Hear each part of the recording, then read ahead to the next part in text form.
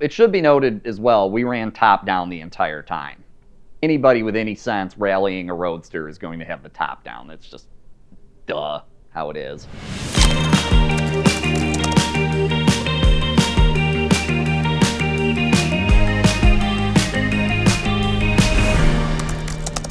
John says, hey Dave, there's this cool rally that you should go on. You know, you just won the Lemons rally.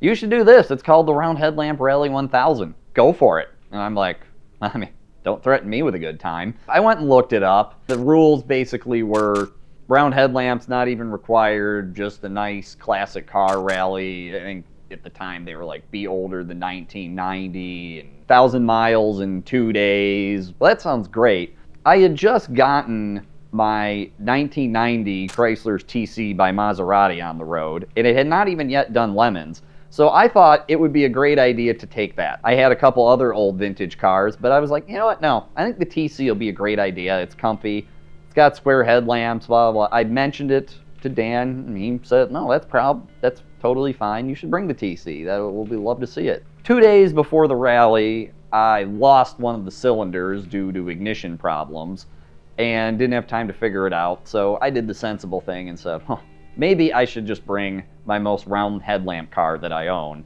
and brought the Spitfire. My Spitfire is a 1980 Triumph Spitfire, last year of them. I says, I want to do anything to this car except paint it. I didn't want to paint it. Painting's expensive. Painting is hard. I just basically was like, I'm going to find a car and pay for the paint job. When I found this one, it had just been resprayed a couple of years prior. The paint was like basically as immaculate as you could get. Very, very nice vermilion red color. Not traffic cone orange, John, vermilion red. I was sold. Yes, it leaked quarts of oil as the engine was just idling in the driveway. Yes, the steering wheel and the interior was god-awful because it was a late model car. There were issues, but I didn't have to paint it. I have done everything to that car. I put a new motor in it. I redid the interior. By the time of the rally, I had done everything, and the car was mechanically sound as it could be. Fortunately, my buddy Joe said he could navigate for me. He didn't really quite know what was going on either. I just said, Joe, would you like to go on a 2-day, 1,000-mile road rally with me in the Spitfire? And he was like, yeah, that sounds great, you know. He had no reason to think he might regret that. So I didn't really know what to expect. Got in the Spitfire, and we started out at Harbor Freight. I exchanged some brief pleasantries, met the contestants. There was some good stuff there. We started out the rally with a bang. We turned out onto the main road. We proceeded to look at the route, and it said, go south through rural Indiana, down into Ohio, go to Dayton, have a salad with a guy named Tim, and then go head north to Tawas.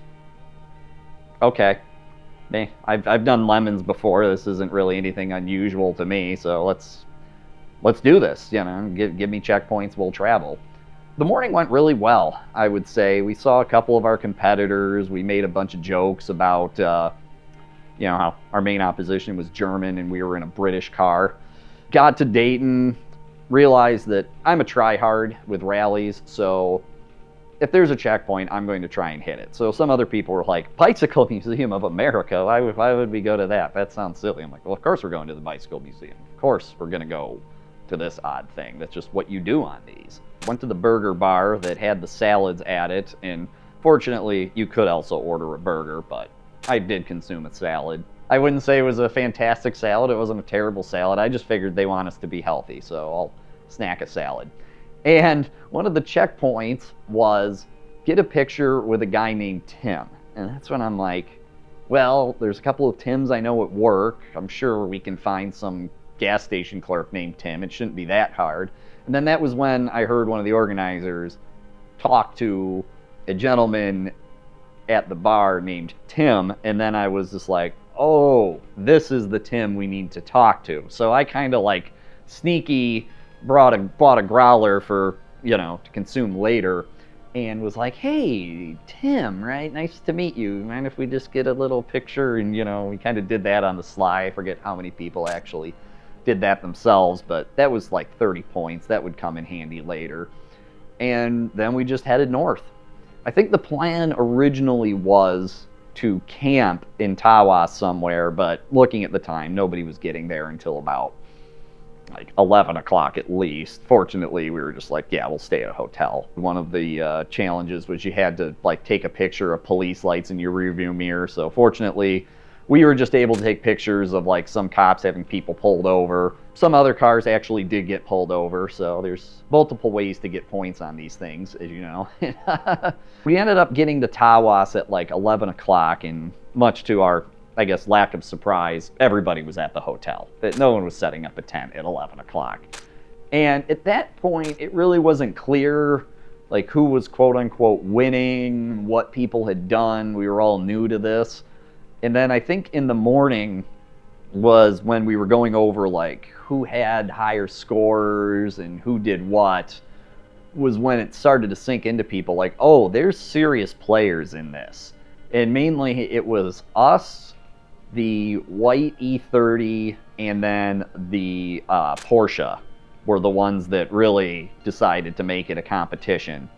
We left Tawas that morning, beautiful day, and again, I'm in a Spitfire. My speed is somewhat limited, especially in terms of a more modern, late 80s, early 90s German car, but we did our best, and the main thing on day 2 was you had to go to Mackinac Island.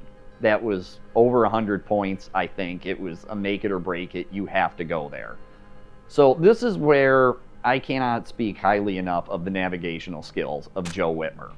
Joe planned our stop on Mackinac, getting on the ferry, taking our picture there, getting off the ferry, and then making it back to the finish. We had like plus or minus 10 minutes. We get to Mackinac, and we had not seen the Porsche all morning after leaving. I think it was the Presqu'île Lighthouse in northern lower Michigan there. And so we figured, surely there is no way on earth that these people have beat us to the ferry. Like, we're going to get on the ferry, we're going to get off, we're going to be ahead of everybody else. And then, much to our shock, we pull up to the ferry, and the Porsche was already parked there.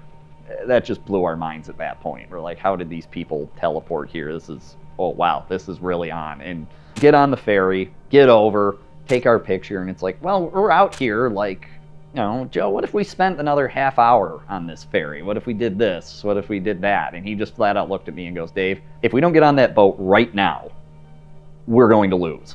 So we literally spent a half hour on Mackinac Island. Get back in the car, and it was pretty much mostly, I guess you'd almost call it, downhill from there. The last mandatory checkpoint of the day was the legs in, and that was when Dan and Brian were like, oh, wow, yeah, you guys are here, great. By the way, like, you need to be hitting a bunch of O'Reilly Auto Parts or something, because those were 5-point checkpoints. Like, you guys need to hustle and get all these checkpoints still, because those guys are, like, about to get ahead of you, and we're like, oh my gosh, like, how? Okay, stress is on. So this is when it should be noted that the last major checkpoint of the day, it was the Graham Chapel on Boyne Mountain. We plotted it in Google Maps as best we could, and the best way everybody figured was we parked on this one road and then hiked up through the woods a little bit, took your picture in the chapel, turned around, and headed back. And the hike in the woods didn't seem terrible.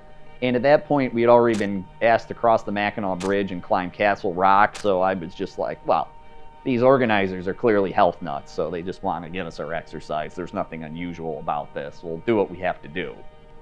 We really got to hustle. We don't have any time. Like, we're barely going to make it because we spent way too long hiking through the woods.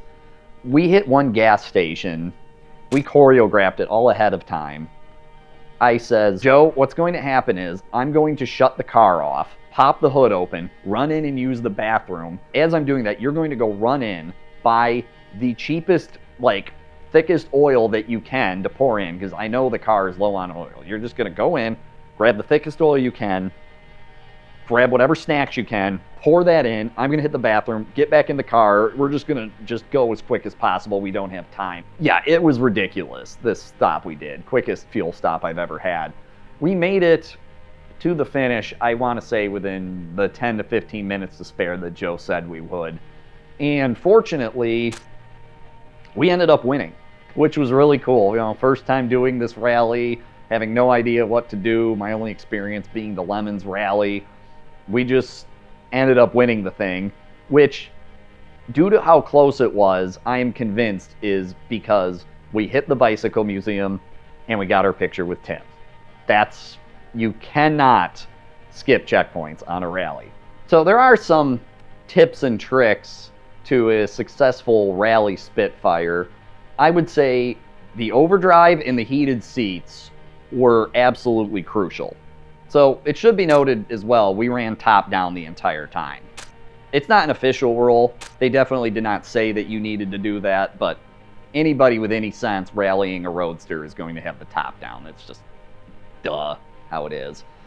And that's where the heated seats really came in handy. So when I went to redo the seats, I'm like, well, of course I'm going to put heated seats in there because I like to have the top down, but I'm also perpetually cold.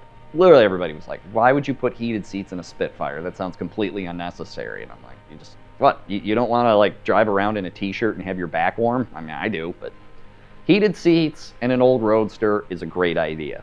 Second, the overdrive is absolutely crucial. On a Spitfire, especially like a 1500, you're pulling well over 4,000 RPM at 70 miles an hour. If the motor's in good shape, it won't complain, but it's loud. The overdrive drops that down more like in the 3,500 range, which doesn't seem like a whole lot when you're just cruising locally, and if you do just drive around locally within like 30 miles of your house on back roads all day, you will never need an overdrive. But at the end of a long day, the overdrive is the difference between you getting out of the car feeling refreshed and you getting out of the car feeling like you've been on a boat all day. I think that's what cinched it for us, and the story wasn't even over. We were going home with our trophy in hand. I was quite happy. Going on 94, Joe was driving because I had done 2 days worth of driving and I was about burned out at this point. So we're driving along, I'm staring at our nice, cool new trophy, just reminiscing how great of a weekend it was, and then the car starts slowing down, and he goes, Dave, we don't have an accelerator anymore. I go, what do you mean we don't have an accelerator anymore? He goes, yeah, it's like banking putting his foot on the floor. The accelerator's gone. Like, oh, shoot. So this is I-94 at like 11 o'clock at night. We pull over, and that was when I noticed the throttle cable on the Spitfire broke. And naturally, I didn't have one, and it's 11 at night. What the heck are we going to do? My solution at the time was to just turn up the carburetors. I had him start the car. I turned the fast idle on the carburetors up to like 3,000 RPM, and I just no accelerator clutch slipped it into like third gear to coast us off the highway. Because Keith is Keith and knows people and has connections, he was actually able to find us somebody at midnight on a Sunday night to grab the throttle cable off the Jaguar, bring it to us at some random gas station over in Ann Arbor off 94 there, and I was able to pull in my house at like 4 in the morning on that. Naturally, I was hooked. That was a great time, and I couldn't wait to do the next one. We've been doing the rallies together ever since.